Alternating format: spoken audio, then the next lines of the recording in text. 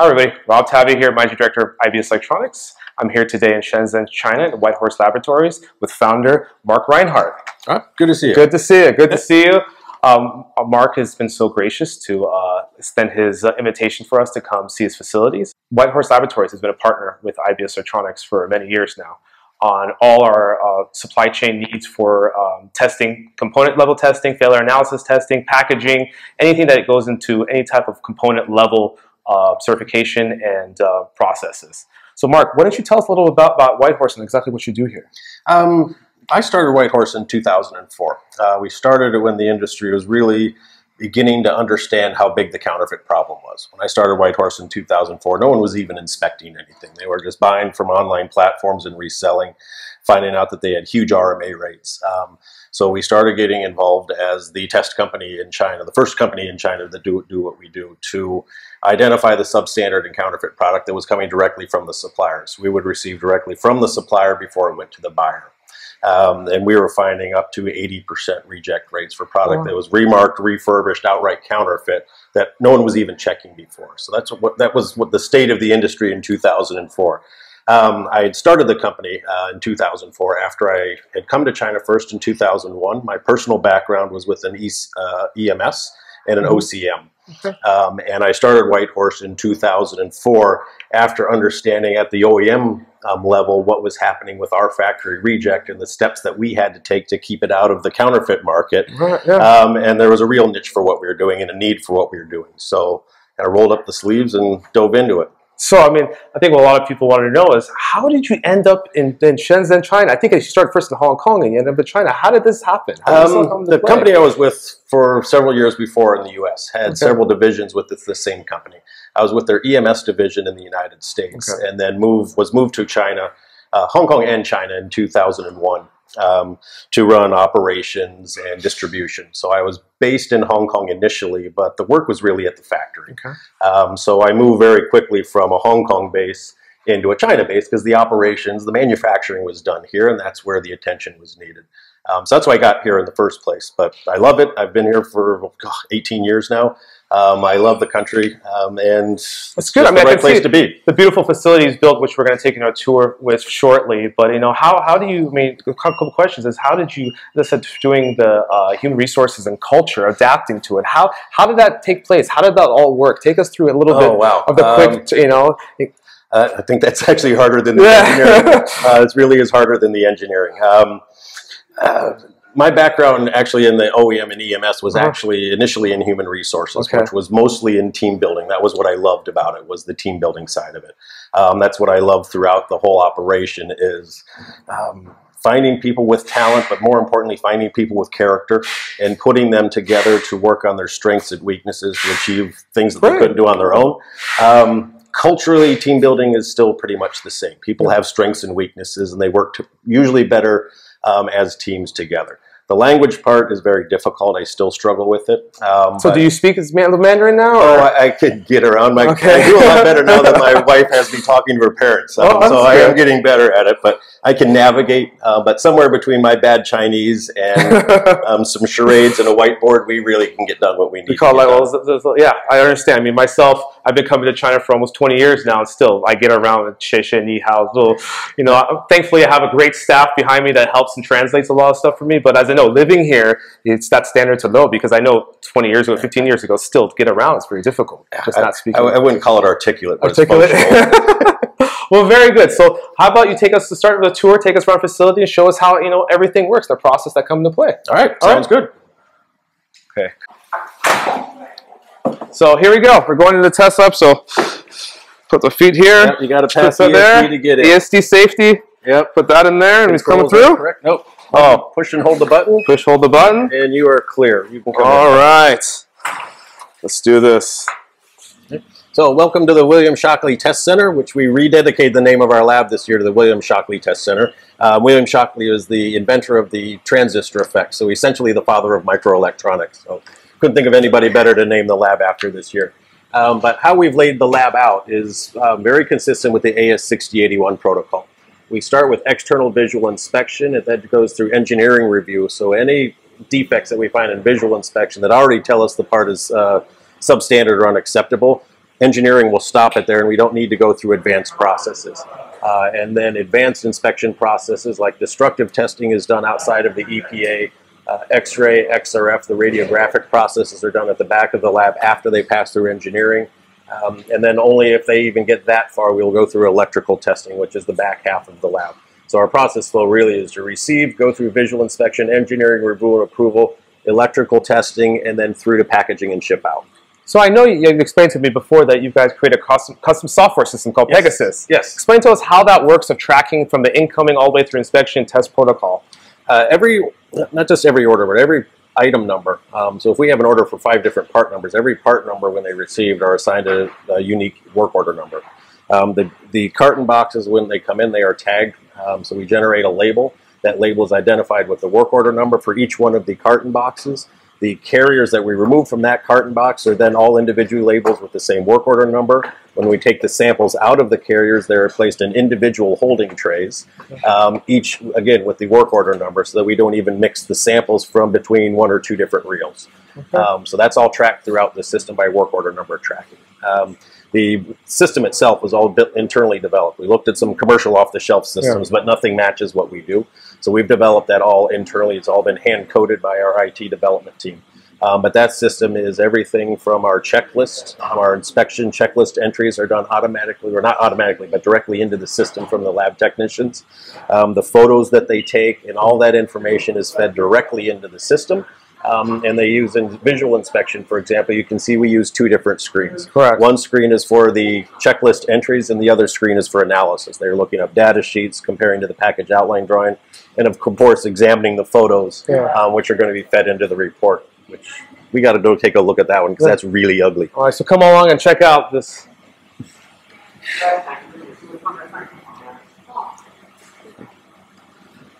So what's going on here? Explain to us what's happening. That looks like this.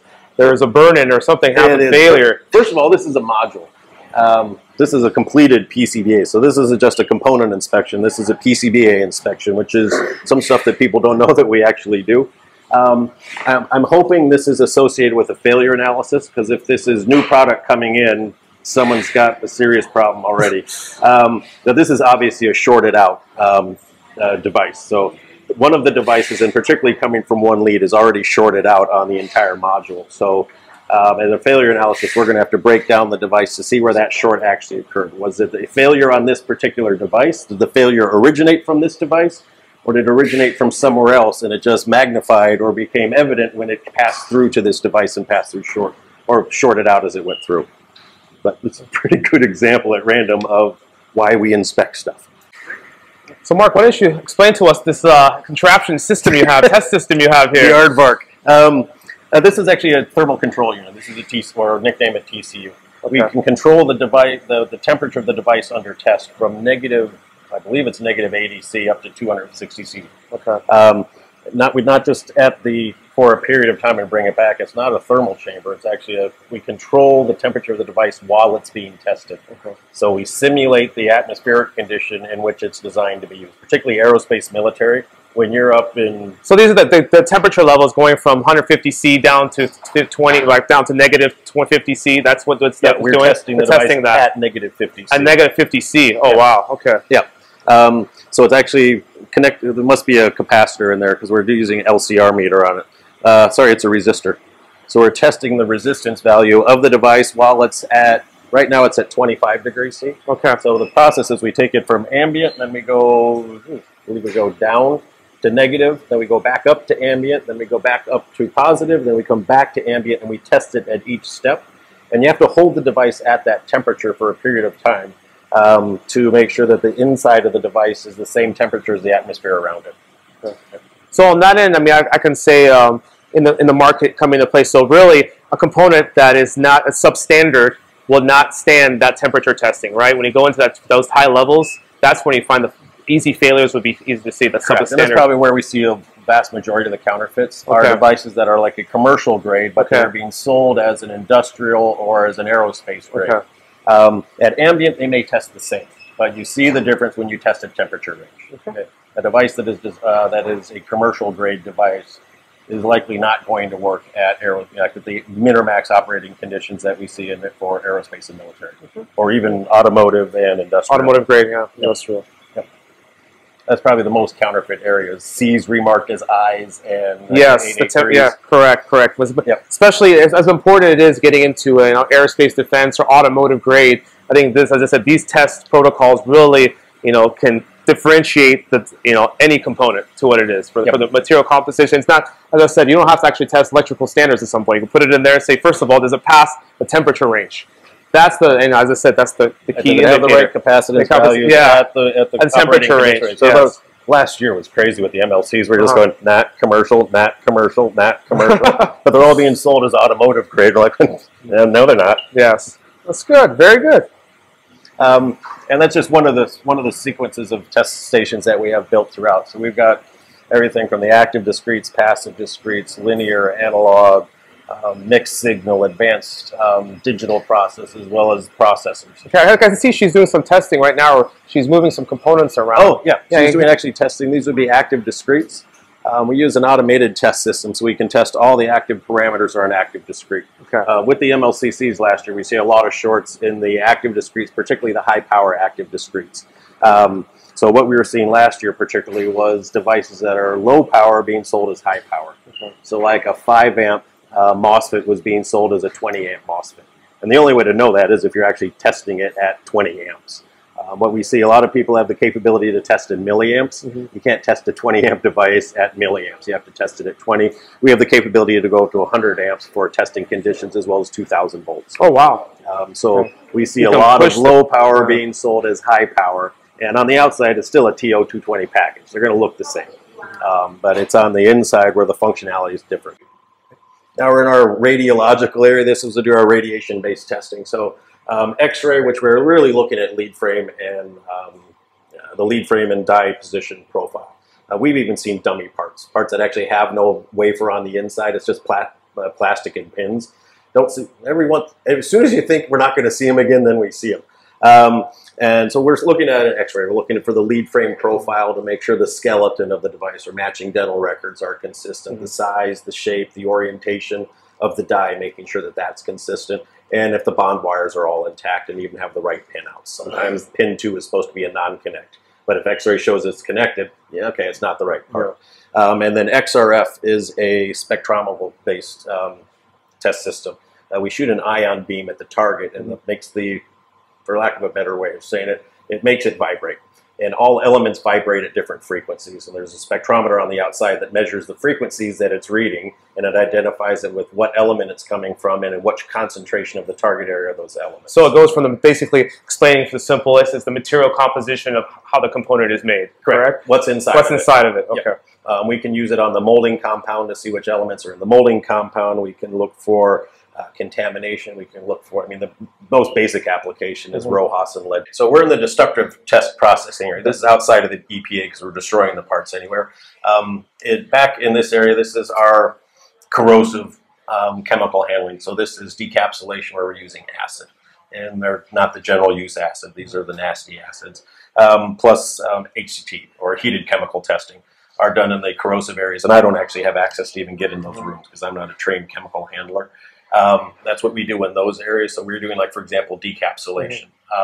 Because that stuff is still corrosive, even the residues from it is done in a fume hood. And then this is where we do solderability testing and cross-sectioning, so very destructive processes. Cross-section is where we actually cut a device. It doesn't have to be in half, but we cut it across so we can see the inside profile of the device. On MLCCs, we can see how many electrode layers they are. So the golden sample has 50 electrode layers, so we want to make sure that the new sample actually has the same number of electrode layers. Or we can see where there's delamination, where layers are starting to separate on devices. Cross-section we also use for failure analysis, but we also do the decapsulation, the wafer analysis. So the system that we're using, the microscope that we use for this goes up to 5,000 times magnification. Micron, for example, has tiny, tiny, tiny die markings, which a scope even up to 1,000 times magnification cannot identify, or I can't get a high enough. So right now, as he's doing right now, he's magnified. Is he what range? Is he magnified 5,000 times, or how? Derek, what magnification level are you at? He's at Come 100 on, take right a now. look at this a little bit.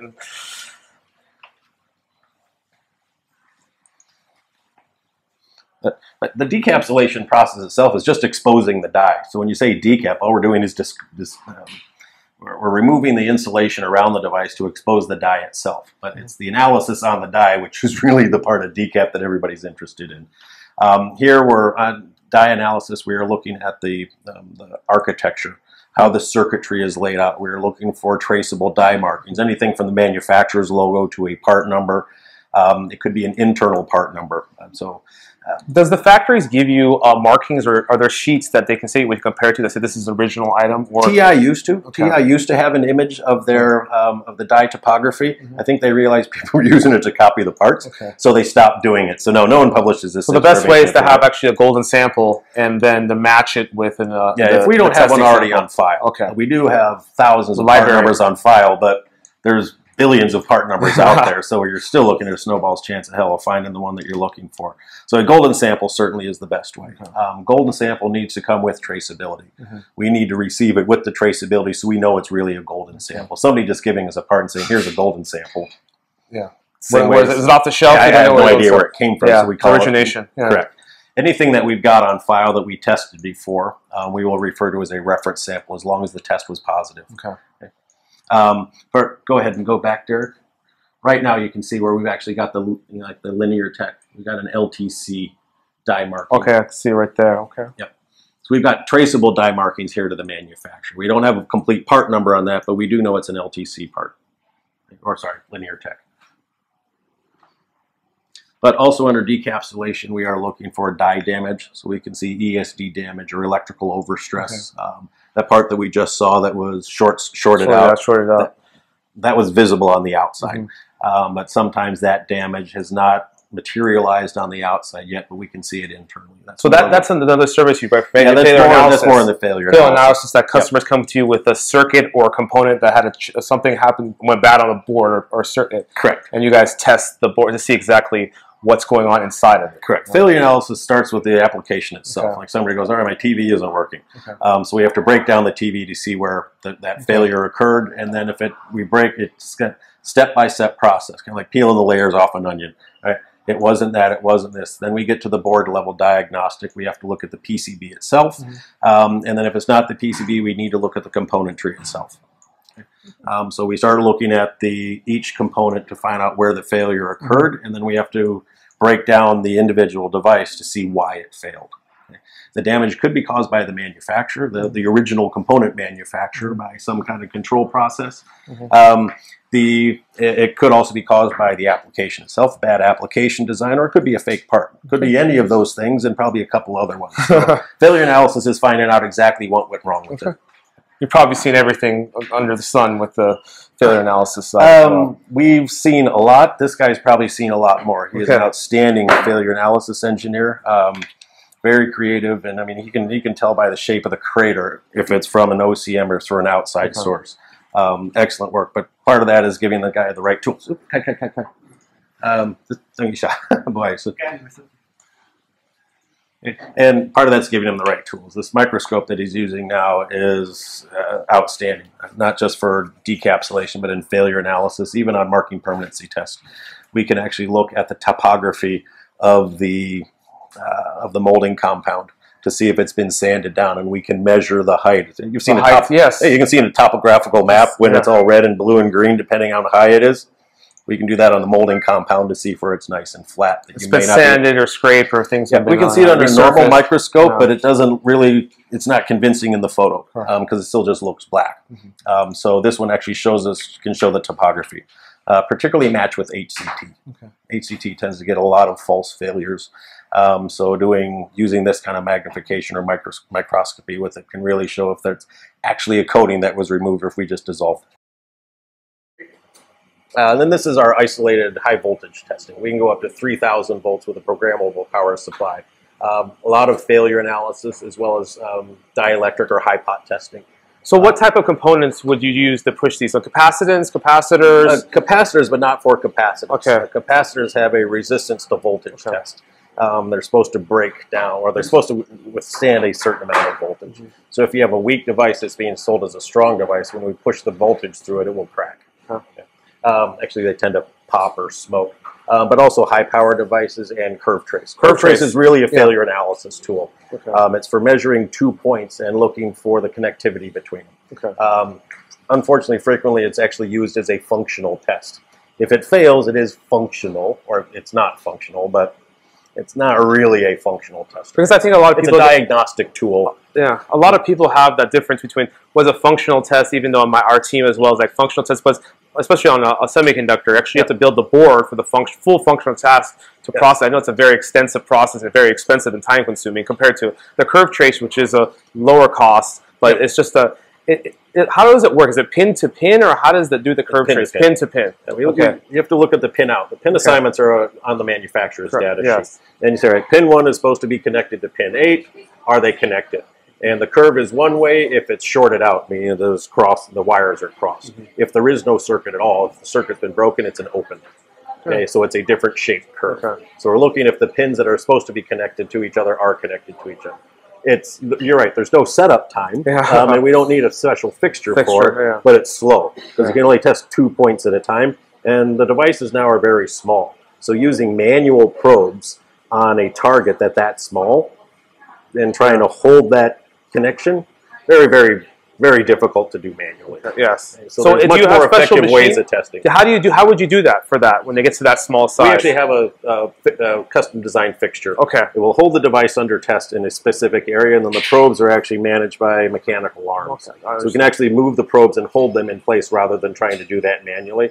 But still, the size of the end of the probe sometimes is actually bigger than the target on the very small devices. So some people request it, but we always have to recommend to people what is a higher level of testing, what's recommended. So thank you, Mark. Thank you for taking us a tour, explaining your amazing facility. I mean, you've done a great job with your team. I know if we've been, as I said, we've been partners with Mark for I think 3-4+ years. Several years, yes. Yeah, he's helped us. They've educated our team. He's done training for us, and that's the type of services that Whitehorse provides for all their customers.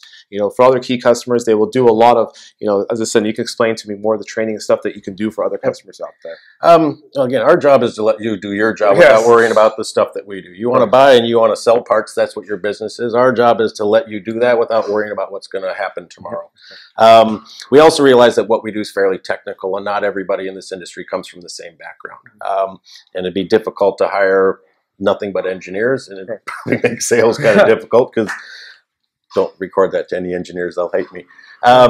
But so we do training classes. We do a seminar series, but unfortunately that's just in Shenzhen. We can't travel the world to do that. But we do training classes to help QA buyers and engineers understand more about the products, more about the test processes. In failure analysis and substandard component testing, we do industry training on how does the industry work and where do the parts come from, and particularly with the standards. All the standards that are coming out, what do they mean? What does it mean for you? What does it mean for the suppliers? What are people supposed to do with all these standards? So we try to share that information with everybody else too. Well, that's excellent. Well, again, thank you very much for the hospitality again. Rob, always a pleasure. Great to see you. Pleasure. If you guys need more information, you can see on the links on the video. You guys can go there, contact us, or contact Mark directly for further information. Thanks again. Rob, thank you very much. Thank you. Cheers.